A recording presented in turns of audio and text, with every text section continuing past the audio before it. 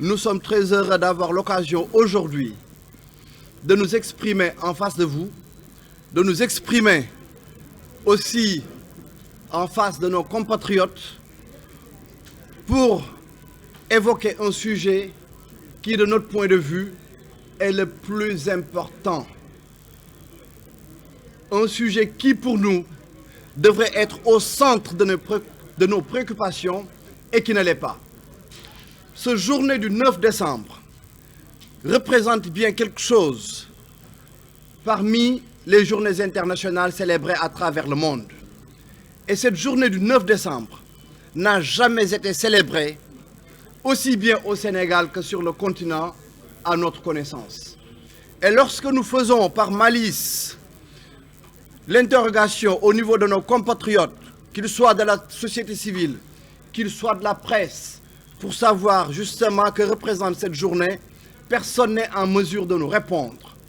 Parce que tout simplement, on n'accorde pas à cette journée l'importance qu'elle devrait avoir. Cette journée du 9 décembre est la journée internationale de lutte contre la corruption. Et ma foi, ici au Sénégal, ici sur le continent africain, si nous souffrons d'un mal, le principal, il s'agit bien de la corruption. La corruption, finalement, est la racine de tous nos maux. On nous parle de déficit d'enseignants, on nous parle de déficit de médecins, on nous parle de déficit d'infrastructures et de bien d'autres déficits. Mais tout ceci n'est que la conséquence du mal et du mal ultime, à savoir la corruption. Et quand nous parlons de corruption, nous ne nous limitons pas simplement à la corruption administrative et financière. Nous ne parlons pas simplement de cette corruption qui vise les acteurs politiques. Nous parlons de la corruption dans sa globalité. Et cette corruption, au-delà de l'administrative et de la financière, elle est intellectuelle, elle est religieuse, elle est morale.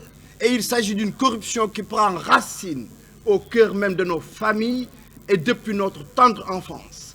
Parce que de prendre un enfant qui, comme la psychologie l'a bien expliqué, tout ce qui rentre dans son esprit de 0 à 3 ans n'en sortira pas.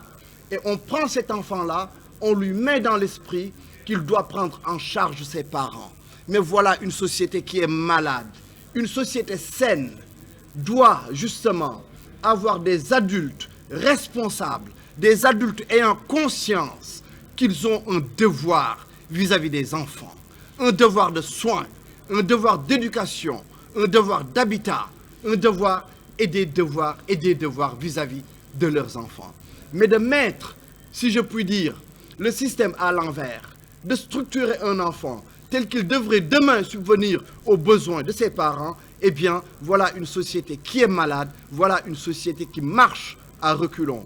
C'est plutôt ceux qui ont la conscience et ceux qui ont l'énergie pour pouvoir produire d'un point de vue économique, c'est à eux de pousser la jeunesse. Ce n'est pas à l'enfant, ce n'est pas aux jeunes de se retourner pour pousser justement des adultes. Quand une société fonctionne de cette manière-là, disons-nous bien que cette société, elle est profondément malade. Quand je parle de corruption intellectuelle, la corruption intellectuelle, je vais juste donner un exemple qui est très précis, c'est d'avoir quelqu'un, soi-disant, doté d'une certaine science, mais lorsqu'il va exprimer sa science, personne n'aura le droit de lui porter la contradiction. Mais ma foi, de quelle science parlons-nous dans ce cas-là? Toute science doit être apte à accueillir, à recevoir une contradiction et y répondre par des arguments. Mais lorsqu'on a des chiens de garde qui, lorsqu'on nous contredit, sont capables d'aller agresser le contradicteur, d'aller brûler ses biens, eh bien, là, on est dans la corruption intellectuelle. Lorsque un professeur qui a autorité sur une jeune femme est capable de courtiser cette jeune femme, d'entretenir une relation amoureuse avec cette jeune femme, ce professeur, il fausse les règles, il fausse l'équilibre entre les élèves, il fausse l'équilibre entre les étudiants, il fausse l'avenir des enfants et il, si je puis dire, verse dans la corruption de notre jeunesse, dans la corruption morale. La corruption, elle est multiforme dans notre pays, elle est généralisée et c'est toute notre société qui l'est. Et nous sommes corrompus à tel point que quiconque même pense à dénoncer la corruption passe pour être quelqu'un de compliqué, passe pour être un justicier, passe pour être un toubab. Mais non, avoir l'ambition maximaliste et non misérabiliste, avoir l'ambition de voir nos pays vivre dans la prospérité, ma foi, ce n'est pas être compliqué, ce n'est pas chercher des difficultés, c'est tout simplement être un être humain doué de raison. Nous avons été dans les facultés avec les Occidentaux, nous ne voyions ni père ni mère, et nous n'avions pas de bourse, et nous avions de meilleurs résultats que les Occidentaux. Ça veut dire que les Sénégalais, en matière intellectuelle, les Sénégalais n'ont rien à envier à personne. Mais dans le même temps, s'il s'agit de gérer nos pays, ces étudiants occidentaux qui étaient derrière nous dans les amphis, qui lorsque nous soutenions 2 diplômes au mois de juin, eux, ils soutenaient, malgré le soutien de leurs parents, malgré l'adaptation à leur société au mois de septembre, lorsqu'il s'agit de faire fonctionner leur société, eh bien, ces Occidentaux-là, ils en sont capables. Nous n'en sommes pas capables. Mais ma foi, pourquoi? Alors que nous avons prouvé dans les facultés qu'en termes de compétences, ils n'en ont pas plus que nous. Donc, c'est tout simplement cette différence, petite mais fondamentale. C'est-à-dire qu'ils ne sont pas corrompus et nous le sommes. Vous êtes avec des Occidentaux. Pendant 20 ans, vous ne les verrez pas prendre un seul arrêt maladie. Pas un seul. Quel est le Sénégalais qui va au bureau à l'heure, qui finit à l'heure et qui travaille 5 jours sur 5? C'est lequel? Et on pense que nous pouvons faire quelque chose de nos pays.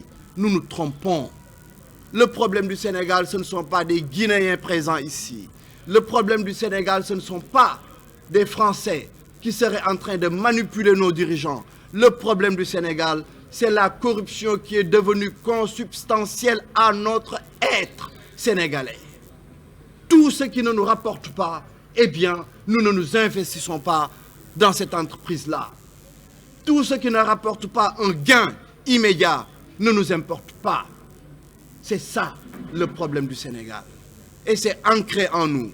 Et si nous n'avons pas une volonté, si nous ne nous acharnons pas contre cette corruption-là, n'allons pas croire que Pastef, Sununata Nguerew ou quelque autre parti politique de ce pays pourrait changer le Sénégal. On se trompe et on se trompe lourdement. Et nous serons plus que jamais à la remorque des sociétés occidentales. Là, ce 9 décembre, les Ukrainiens qui sont en guerre, ils ont célébré cette journée du 9 décembre avec leur jeunesse, descendue dans les rues, justement, pour sensibiliser la jeunesse ukrainienne. La jeunesse sénégalaise, aujourd'hui, qu'est-ce qu'elle fait? Elle n'est même pas au courant de cet événement-là. Et nous pensons pouvoir faire quelque chose avec notre jeunesse. Nous nous trompons profondément. Nous entretenons, nous nourrissons notre jeunesse de corruption. L'enfant qu'on envoie même à la boutique et on lui met dans la tête qu'à son retour, on va lui donner la monnaie pour que l'enfant accepte. C'est déjà un acte corruptif. C'est ça la réalité. En tout cas, nous, Sununata Nguerew, nous sommes déterminés à mener ce combat-là. Ma présence ici, en solitaire, c'est pour démontrer ma détermination et pour dire que je suis prêt à demeurer dans cette solitude pour mener ce combat-là. Et j'ai la conviction profonde qu'il y a tant de Sénégalais qui souhaiteraient que cette corruption-là cesse dans notre pays. mais ils n'ont pas un leader politique ou ils n'ont pas vu quelqu'un qui était capable jusqu'à présent de porter ce combat. Pourquoi jusqu'à présent Damel Maïssa Fall a des difficultés avec la presse sénégalaise? Parce que les difficultés elles existent avec la presse sénégalaise. Mais c'est parce que tout simplement le combat que je porte, cette presse-là, elle sait parfaitement qu'elle est concernée également par ce que nous disons. C'est toutes les entités du pays qui sont concernées. Il n'y a pas un seul secteur qui soit épargné. Donc soyons honnêtes avec nous-mêmes. Nous ne pouvons pas dénoncer les acteurs politiques alors que nous-mêmes nous versons dans des actes corruptifs du matin au soir. C'est une société qui est corrompue. Donc c'est une société qui devra se mobiliser contre cette corruption.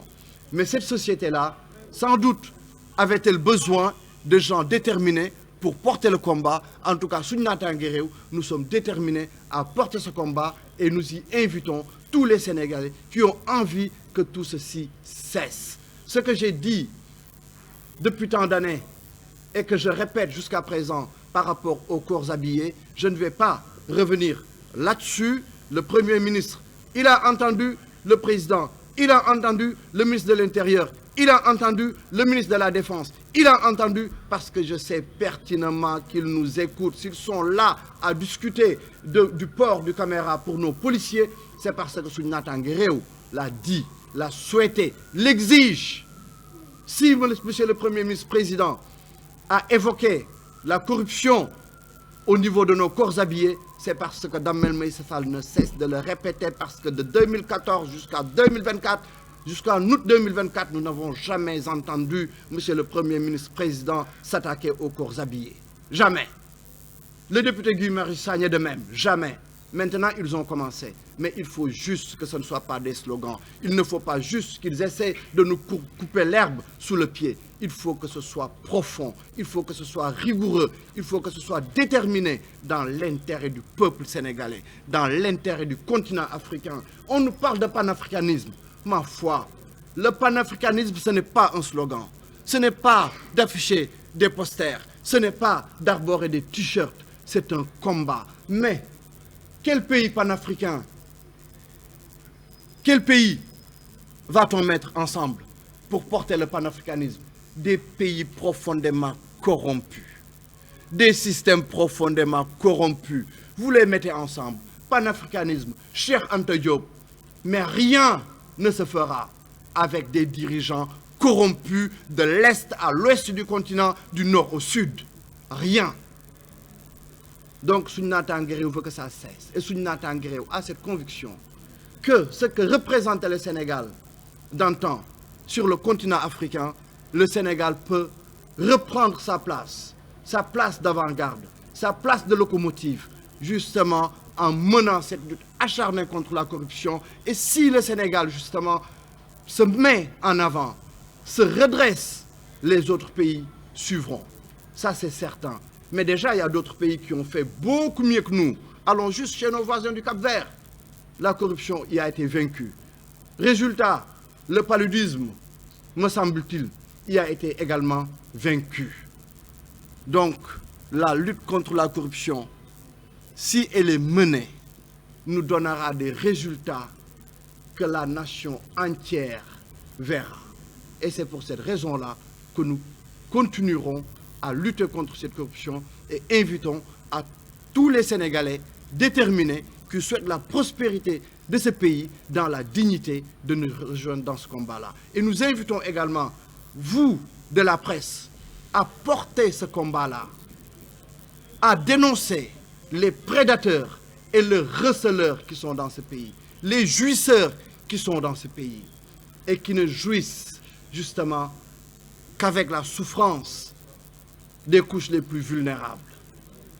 C'est ce que je souhaitais aujourd'hui dire à mes compatriotes sénégalais, sans manquer d'inviter ce qu'on appelle la société civile, d'inviter également les autorités de ce pays, de saisir cette occasion du 9 décembre en tout cas, pour que dans ce pays, tous les 9 décembre, eh bien, que les Sénégalais puissent penser, réfléchir et produire contre cette corruption. Les Français ne sont pas autant confrontés que nous à la corruption. Et pourtant, aujourd'hui, dans plusieurs villes de France, dans plusieurs salles de cinéma, sont projetés justement des reportages et des films qui dénoncent la corruption. Et nous, au Sénégal, nous qui mourrons de cette corruption-là, nous ne faisons rien. Donc, il est temps que l'on se réveille. Merci, chers amis journalistes. Merci, chers compatriotes. Merci.